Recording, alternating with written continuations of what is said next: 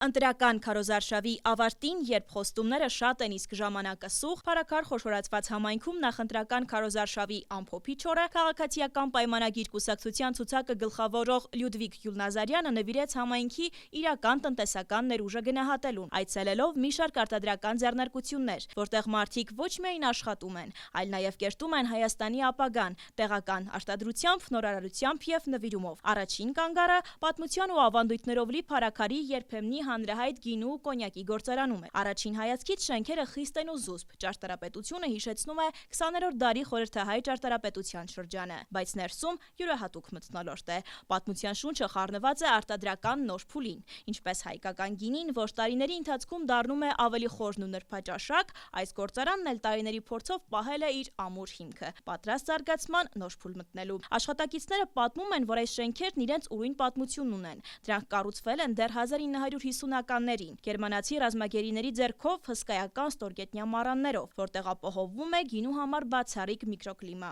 Անկախությունից հետո տարածքը ձեռք է բերել Սուքիասյանների ընտանիքը, պահպանելով ոչ միայն շենքերը, այլև գործարանային մշակույթը։ Այսօր, երբ հայկական գինին վերագտնում է իր տեղը համաշխարհային շուկայում, այստեղ, հենց այս տարածքում, Սիլ Կապիտալ ընկերությունը նախատեսում է ձևավորել ժամանակակից գինեգործական կլաստեր։ Սա պարզապես վերանորոգում կամ ներդրում չէ, սա ռազմավարություն է հայկական գինին դարձնելու ճանաչելի բրենդ միջազգային մակարդակում։ Լյուդվիգ Գյուլնազարյանը ընկերության ներկայացուցիչների ուղեկցությամբ շրջեց գործարանով, ծանոթացավ արտադրական հնարավորություններին, քննարկեց ենթակառուցվածքային աջակցության, համայնքի հետ ինտեգրման և զբոսաշրջության զարգացման հարցեր։ Գործարանի տարածքում շրջելով Լյուդվիգ Գյուլնազարյանը հետաքրքրվեց իրականացվող նախաձեռնություններով ու դրանցում համայնքային ներուժը ներգրավելու հնարավորություններով։ Սիլ Կապիտալ ընկերության տնօրեն Եղիսաբեթ Մովսիսյանը մանրամասն ներկայացրեց կլաստերի ձևավորման ծրագիրը, շեշտելով, որ գինեգործական այս նոր հանգույցը կզարգանա առանց կորցնելու իր պատմական ինքնությունը։ Այստեղ ժամանակակիցը պետք է կառուցվի ավանդականի հիմքի վրա։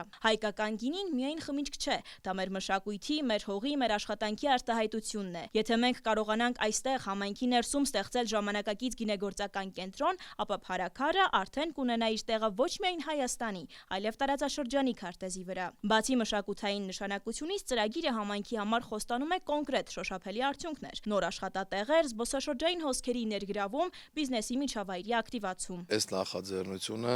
համայնքին մի ճյուղ չի, որ համայնքում զարգացնելու է,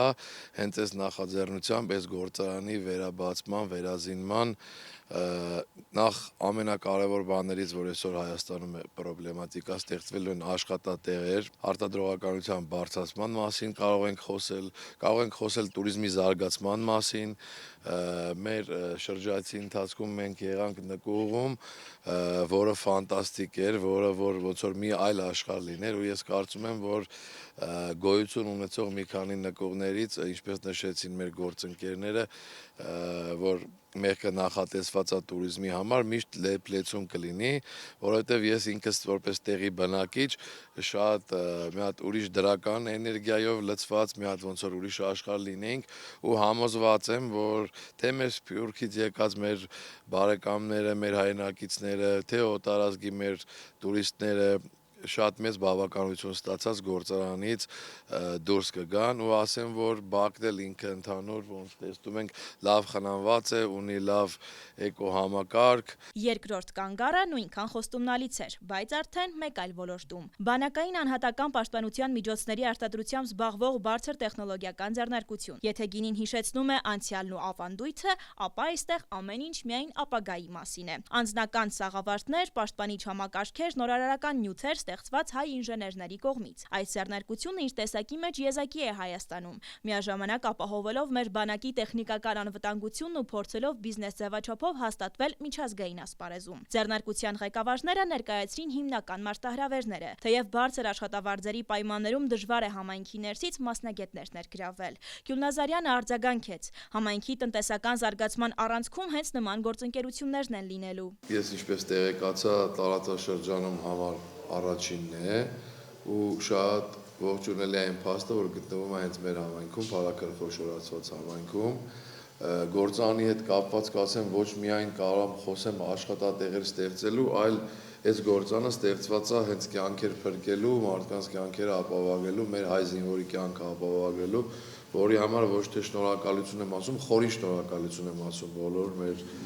ընկերներին, գործընկերներին, շահագրգիռ անձանց կազմակերպությանը մենք պտտվեցինք գործանի տարբեր հատվածներով, տեսանք հումքը, տեսանք արտադրանքը, զրուցեցինք աշխատողների հետ,